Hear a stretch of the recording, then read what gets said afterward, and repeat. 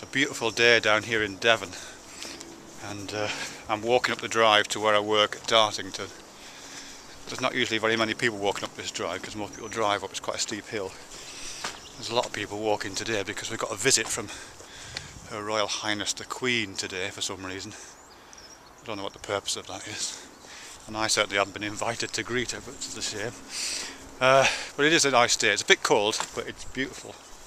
The sky is really clear.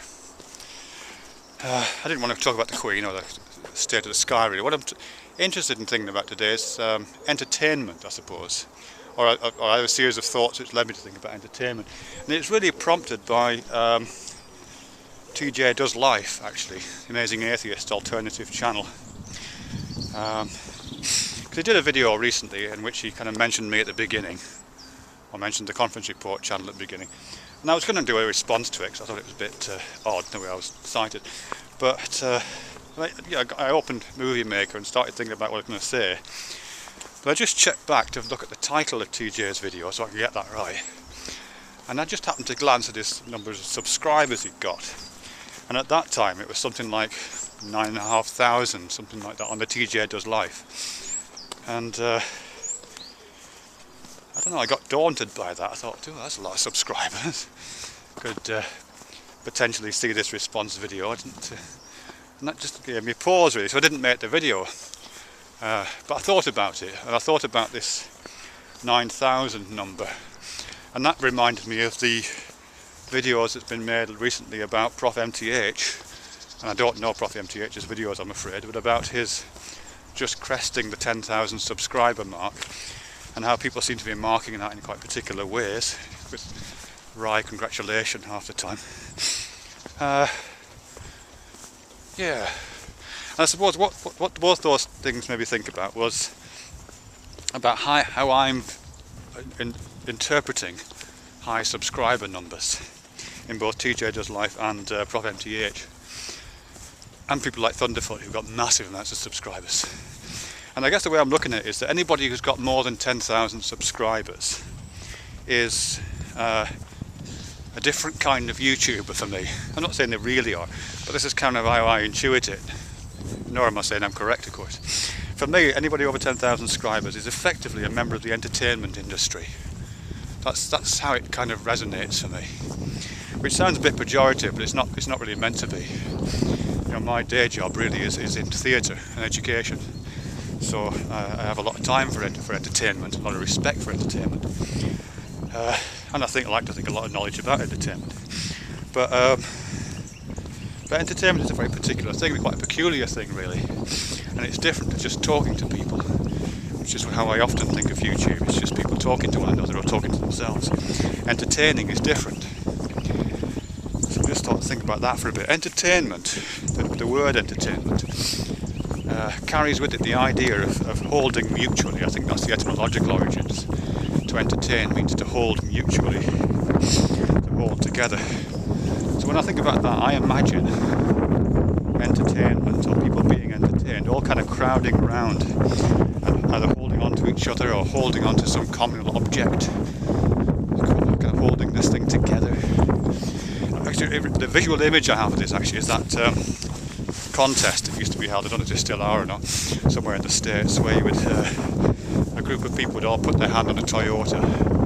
The last person to take their hand off gets to keep the Toyota.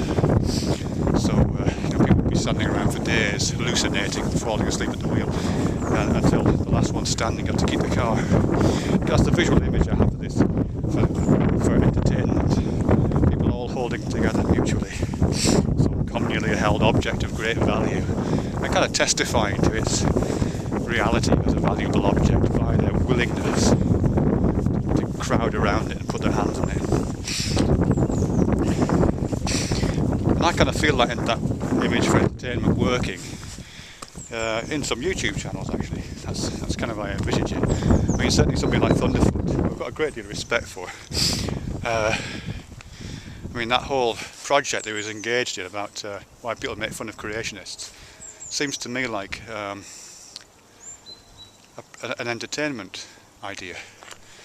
It's a project about gathering people together around the common idea of the foolishness of creationism, and getting them to stand very close together so they could share ideas and listen to each other's thoughts and gain communal support from that, and all put their hands on the really foolish objects like Venom Fan X and testify to its foolishness and testify to the low value in which they held it.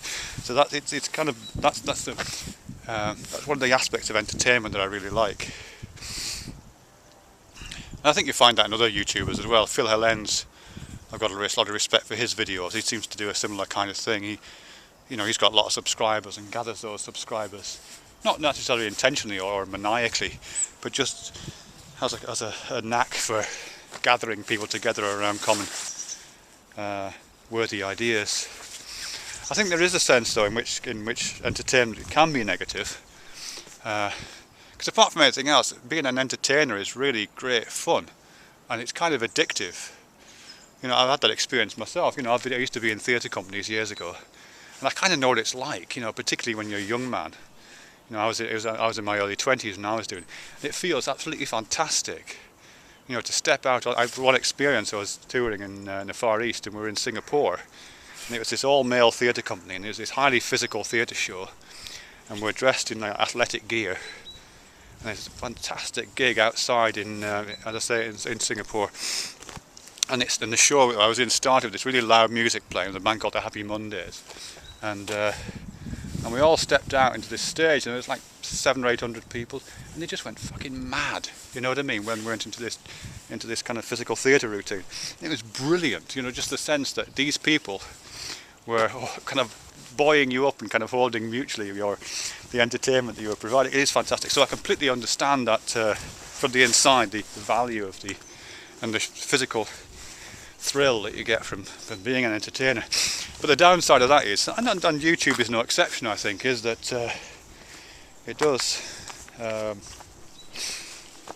don't know, maybe I'm not sure if make mistakes is the right word, but I think it does cause us to do things which aren't great. I think it's very tempting for all of us to see a crowd forming and then go and stand next to them and cheer them on in some way, act like a cheerleader for that entertainment, or to stand in the middle of a half-formed crowd and do something controversial, to do what Venom Fan X did effectively, to play the role of the Toyota that everyone gathers around and puts their hands on for a while. I can see the attraction of that, even though it is not a great role to put yourself in. So I can definitely see the tendency that people would have to want to do that, and I think I see that. I think, and I don't want to be too critical, but I think a lot of more recent Amazing Atheist videos are like that. They do feel a little bit needy. You know what I mean?